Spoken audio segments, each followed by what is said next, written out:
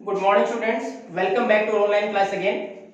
In the last class we have discussed about the solar system. हमने solar system के बारे में discuss किया था. उसमें बेसिकली हमने सन के बारे में डिस्कस किया. ये सेंटर है हमारा जिसके चारों तरफ सारे प्लैनेट्स मूव करते हैं. उसके बाद हमने देखा था हमारे एक्सिस का डिस्टेंस भी 150 मिलियन किलोमीटर है. उसके बाद जितने भी हमारे प्लैनेट्स मूव करते हैं सूर्य के चारों तरफ उस पार्टिकुलर पाथ को बोलते हैं ऑर्बिट. अपने ऑर्बिट में मूव करते हैं. अब हम स्पेसिफिकली आज बात करेंगे हमारे planet the earth.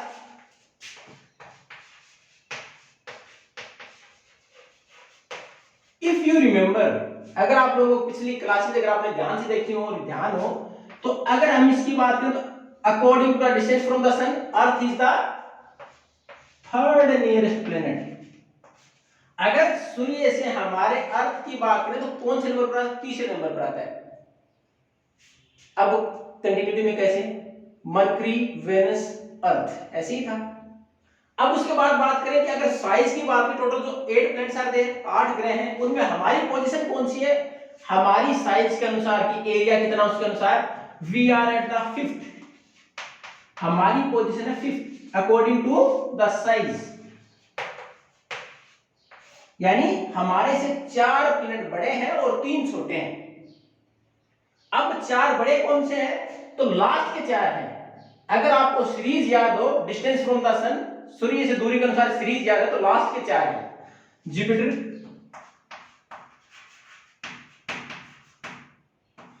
Saturn, Uranus और नेपच्यून. ये 4 हमारे से बड़े हैं और 5th आता है हमारे पास आवर अर्थ. और अब 3 छोटे कौन से बचे? मरकरी, वेनस और मार्स. सबसे बड़ा प्लैनेट कौन सा है? सबसे बड़ा है जुपिटर. ये भी सीरीज सेम है. अब सीरीज अगर याद रहेगी सबसे बड़ा, फिर उससे छोटा, फिर उससे छोटा, फिर उससे छोटा, फिर पीछे साइड से ऐसे कैसे अर्थ. सबसे छोटा कौन सा है? सबसे छोटा जो सबसे पहले आता है सूर्य के पास वो है मरकरी. सबसे बड़ा ये लार्जेस्ट है और सबसे छोटा है मरकरी. अब हमारी अर्थ अगर डिस्टेंस की बात करें एट द 3rd पोजीशन, अगर एरिया साइज की बात करें एट द 5th पोजीशन, और earth is a unique planet. अब हमारी अर्थ है इन सभी प्लैनेट्स की बात करें, 8 प्लैनेट्स की बात करें, सबसे यूनिक है. क्यों है? सबसे बड़ा कारण है life is possible only on the earth. क्योंकि लाइफ हमारी कहां पॉसिबल है? केवल अर्थ पर पॉसिबल है. क्यों पॉसिबल है? क्योंकि अब तक हमने मंगल पर जीवन ढूंढने की कोशिश भी कर ली, चांद पर भी चले गए हम, लेकिन जो बेसिक रिक्वायरमेंट्स है हमारी water and air, we didn't get the both at the very same time. हमें दोनों ही नहीं मिली. एयर की बात हम अगर सांस लेते हैं, हालांकि गैसेस का कंपोजिशन है, अगर एयर की डेफिनेशन पूछ ली जाए आपसे, it is the composition of gases, different gases, अलग अलग गैसेस का मिक्सचर है ये. अब उसमें हमारे लिए महत्वपूर्ण सबसे ऑक्सीजन. अब तो और भी ज्यादा आप देख रहे हो कितनी इंपॉर्टेंस बढ़ गई उसकी. तो ये हमारे पास ये भी नहीं मिली और उसके साथ अवेलेबिलिटी ऑफ वाटर वो भी नहीं मिला. इसलिए जीवन कहां पॉसिबल है? केवल अर्थ के ऊपर पॉसिबल. इसलिए हमारा सबसे यूनिक प्लेनेट है. अब इसमें एक वर्ड और लिखा हुआ है कि it is also called blue planet. इसको नीला ग्रह भी बोलते हैं अर्थ को. क्यों? If we see the earth from the outer space, अगर स्पेस से हम अर्थ को देखें तो हमें कैसा दिखाई देता है? Blue, because of the availability of water. पानी कितना है आपके ऊपर? Nearly about 2/3. हमारा 2/3 हिस्सा है अर्थ का और एग्जैक्ट देखें तो 71% है. तो हमारे पास पानी की अवेलेबिलिटी ज्यादा है. बाहर स्पेस से देखते हो ब्लू दिखाई देता है, इसलिए हम इसको ब्लू प्लेनेट भी बोलते हैं. तो ये जो हमारी अर्थ के बारे में basic information. 3rd from the sun, अगर सन से डिस्टेंस की बात करें 3rd है. अगर हम बात करें आकार की कितना बड़ा है तो ये 5th है. इससे बड़े 4 ये हैं. इससे छोटे बात करें तो मैंने नहीं लिखे, सीरीज शुरुआत की काउंट कर लें. पहले अर्थ के 2, कौन कौन सा? मरकरी और वेनस, और फिर अर्थ के जस्ट आगे वाला मार्स. सीरीज के अनुसार तो 3. अब उसके बाद सबसे बड़ा, हालांकि आपकी बुक में उसको मेंशन नहीं कर रखा है अलग से, तो सबसे बड़ा लार्जेस्ट जो हमारे पास जुपिटर है और सबसे छोटा है मरकरी. यूनिक क्यों है? क्योंकि life possible only on the earth. अब हमारे पास नेक्स्ट है टॉपिक इसका मून.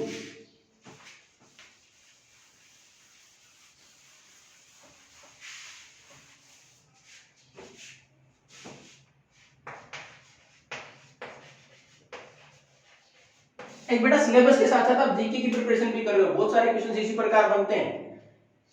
अब मून की बात करें, only natural satellite of the earth, natural satellite of the earth. अब ये सैटेलाइट क्या होता है? सैटेलाइट का definition, you must know what is the definition of satellite. Satellite means any celestial body which revolve around the any planet, किसी भी ग्रह के चारों तरफ चक्कर लगाने वाले जो भी हमारे पास जो भी ऑब्जेक्ट, सेलेस्टियल बॉडीज किस लिए वर्ड इस्तेमाल किया गया था? Any object in the sky is called celestial bodies. आकाश में जो भी चीजें हैं हमारे स्पेस में, उसके लिए वर्ड इस्तेमाल है सेलेस्टियल बॉडीज। तो कोई भी सेलेस्टियल बॉडीज, कोई भी आकाशीय चीज जो कि किसकी परिक्रमा करती हो? प्लैनेट की, ग्रह की परिक्रमा करती हो, तो क्या कहलाती है? सैटेलाइट, उपग्रह। और हमारी अर्थ का नेचुरल लिखा हुआ मैंने साथ में, नेचुरल मतलब प्राकृतिक है, हमने नहीं बनाया। उसके अलावा आर्टिफिशियल भी होते हैं सैटेलाइट। तो आर्टिफिशियल कौन से? अब इसकी थोड़ी सी डेफिनेशन में चेंज हो जाएगा। सैटेलाइट कौन से थे?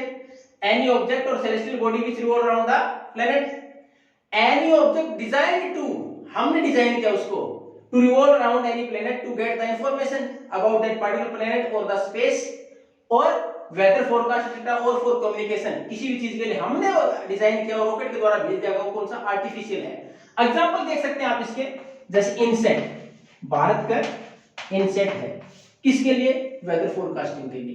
तो कुछ एग्जांपल है हमारे यहाँ, एजुसेट है, तो ये हमारे पास ये हो जाएगा आर्टिफिशियल। हमारा नेचुरल सैटेलाइट कौन सा है? मून। अब उसके बाद अगर इसके साइज की बात करें, it is 1/4 of the earth, हमारी अर्थ का चौथा हिस्सा है केवल ये। लेकिन ये बड़ा क्यों दिखाई देता है? Because it is nearest to the sun, क्योंकि हमारे नियरेस्ट टू द अर्थ, हमारी अर्थ के नजदीक है, इसलिए हमें ये थोड़ा बड़ा दिखाई देता है नजदीक होने की वजह से। अब इसकी डिस्टेंस देखें कितना नजदीक है, तो ये है 3,84,400 किलोमीटर अवे फ्रॉम अस। हमारी अर्थ से इसका डिस्टेंस है 3,84,400 किलोमीटर। अब आप कंपेयर कर सकते हैं अर्थ से सन के डिस्टेंस की और अर्थ से मून के डिस्टेंस की। सन कितना था? 150 मिलियन किलोमीटर, यानी 1.5 करोड़, और ये यानी कितना डिस्टेंस?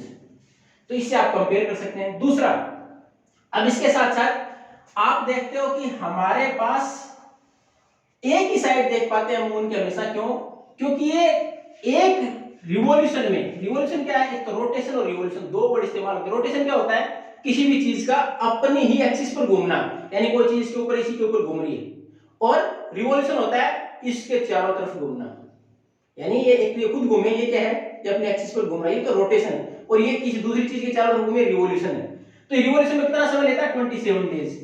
और ये अपनी रोटेशन में भी, अपने एक्सिस पर घूमने में इतना ही समय लेता है। इसलिए केवल एक ही साइड हमारी अर्थ की साइड होती है, तो हमेशा एक ही साइड देख पाते हैं मून की। अब हमारे पास अगर मून की बात करें, तो मून पर अवेलेबिलिटी, हमारे यहाँ माउंटेन्स ऐसे वहां भी हैं, प्लेन्स भी हैं, डिप्रेशन, गहरी वैलीज वगैरह वैसी जगह भी वहां है, लेकिन अवेलेबिलिटी किस चीज की नहीं? हमने शुरुआत में पढ़ा था, पानी और ऑक्सीजन की अवेलेबिलिटी नहीं, इसलिए जीवन नहीं है। अब कई बार हमारे यहाँ बताया जाता है, देखो चंद्रमा के ऊपर अब साफ होता है आसमान, तो इसमें देखो परछाई दिखाई दे रही है, कोई व्यक्ति ये कर रहा है, उसकी परछाई है। लेकिन ये सारी चीजें अगर आप बुक में पढ़ोगे तो बुक में साफ साफ दे रखा है किस चीज का है?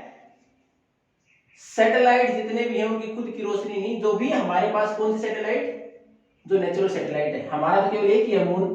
तो मून किसकी रोशनी से हमें दिखाई देता है? रोशनी किसकी दिखाई देती है? रिफ्लेक्ट करता है सन की रोशनी को। और जब सूर्य की रोशनी उसके ऊपर पड़ती है, तो उसके ऊपर जो माउंटेन्स वगैरह उसकी शैडो बनती है, जो कि हमें चंद्रमा में दिखाई देती है। इसको हम बोलते हैं, कितनी सारी पिक्चर्स बना लेते हैं अपने मन में कि ये इस प्रकार की पिक्चर्स होंगी उसके अंदर, तो शैडो दिखाई देती है हमें केवल। तो हमारे मून की बेसिक इंफॉर्मेशन की बात करें, only natural satellite of the earth, हमारी अर्थ का केवल अकेला प्राकृतिक उपग्रह। इसका डिस्टेंस बात करें, हमारे अर्थ से 3,84,400 किलोमीटर है। उसके साथ साथ इसकी साइज की बात करें, तो ये 1/4 है हमारी अर्थ का। हमारी अर्थ का इसमें 1/4 लिखा हुआ है, चौथा हिस्सा है हमारी अर्थ का। उसके साथ साथ हम केवल एक ही साइड देख पाते हैं। क्यों देख पाते हैं? क्योंकि ये रोटेशन और रिवॉल्यूशन, अपनी एक्सिस पर घूमने में और हमारी अर्थ के चारों तरफ चक्कर लगाने में बराबर समय लेता है, नियर अबाउट 27 डेज। अब आपके बराबर में बॉक्स में छोटी सी इंफॉर्मेशन दे रखी है, उसमें देखा who was the first person to reach to the moon. इस चंद्रमा पर जाने वाला पहला व्यक्ति कौन था? Neil Armstrong.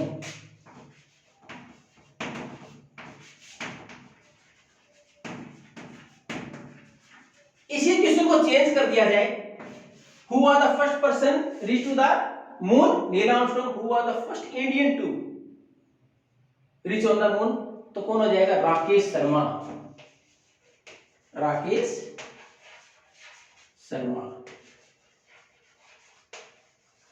अब इनमें डिफरेंस देखिए कब गए, इसकी भी आपकी प्रॉब्लम में डेट दे रखी है, हालांकि इनकी नहीं दे रखी है, ये गए 1969।